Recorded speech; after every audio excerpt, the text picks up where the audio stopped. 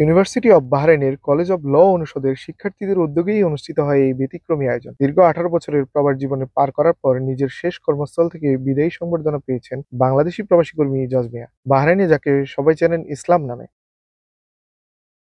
কুমিল্লা জেলার হোমনা উপজেলার দুলালপুর গ্রামের সন্তান জজ মিয়া জীবিকার তাগিদে 2007 সালে আসেন বাহরাইনে। বিভিন্ন পেশায় কাজ করার পর 2020 সালে যোগ দেন Bahrain university college of law অনুষদের পরিচ্ছন্নতা কর্মী হিসেবে। নিষ্ঠার সঙ্গে দায়িত্ব পালন করে সবার আস্থাভাজন হয়ে ওঠেন তিনি। বিদেশের মাটিতে জজ মিয়ার এই বিরল বিদায়ী সংবর্ধনা প্রমাণ করে যে আন্তরিকতা ও কর্মনিষ্ঠার মাধ্যমে কাজ করে প্রবাসীরাও বিদেশের বুকে এইরকম সম্মাননা অর্জন করতে পারেন। দীর্ঘ প্রবাস জীবন শেষে দেশে ফেরার প্রস্তুতি নিলে বিশ্ববিদ্যালয়ের শিক্ষক শিক্ষার্থীরা আয়োজন করেন হৃদয়স্পর্শী এক বিদায়ী অনুষ্ঠান। সোশ্যাল মিডিয়ায় ছড়িয়ে পড়া সেই বিদায়ী সংবর্ধনার দৃশ্যে সম্মাননা পেয়ে আবেগে আপ্লুত হয়ে পড়েন জজ মিয়া। ভিডিওটি সামাজিক মাধ্যমে ব্যাপক ভাইরাল হয়, প্রশংসিত হয় তার কর্মনিষ্ঠা। দীর্ঘ 5 বছর আমি এই বাহরাইন ভার্সিটির কাম করছি।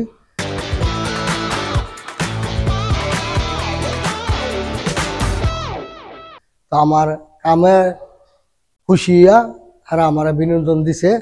আমি ইনশাল্লাহ হ্যাপি। আমার বাংলাদেশের মানুষ সবাই হ্যাপি। আমি স্টুডেন্ট আমার লাগি দোয়া করে, আমিও স্টুডেন্টের লাগি দোয়া করি ইনশাল্লাহ। আমি একজন বাংলাদেশি বাহরাইনি প্রবাসী। তো এই ইউনিভার্সিটির মধ্যে আমি দীর্ঘ 5 বছর কাজ করতেছি। প্রবাসী বাংলাদেশিরা জানান, জজ মিয়ার দীর্ঘদিনের এই সেবার জন্য তারা গর্বিত। জজ মিয়ার এই বিদায় তাদের কাছে এক অবিস্মরণীয় মুহূর্ত বলেও জানান তারা। He is very good person. Okay, আমরাও চাই যে আমরা যারা বাংলাদেশি আছি আমরা যেন প্রত্যেকেই এরকম সম্মান নিয়ে বিদেশের মাটিতে কাজ করতে পারি। আমাদের বাংলাদেশি কর্মীরা যারা দেশের বিভিন্ন দেশে আছেন, আপনারা যদি আপনাদের আন্তরিকতা ও ভালোবাসাকে দিয়ে আপনাদের কর্মস্থলকে সেই সার্ভিস দিয়ে থাকেন, তাহলে প্রত্যেকের জায়গা থেকে এই সম্মান অর্জনের মাধ্যমে ব্র্যান্ডিং বাংলাদেশের একটি অংশ হয়ে উঠতে পারবেন।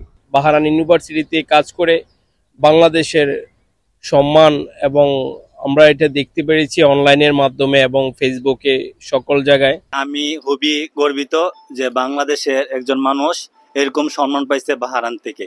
ইউনিভার্সিটি অব বাহরাইনে সুনামের সঙ্গে কাজ করে যাচ্ছেন বেশ কয়েকজন বাংলাদেশি অধ্যাপক, যা প্রবাসী বাংলাদেশিদের জন্য গর্বের। নাইমুর রহমান শান্ত, RTV, মানামা, বাহরাইন।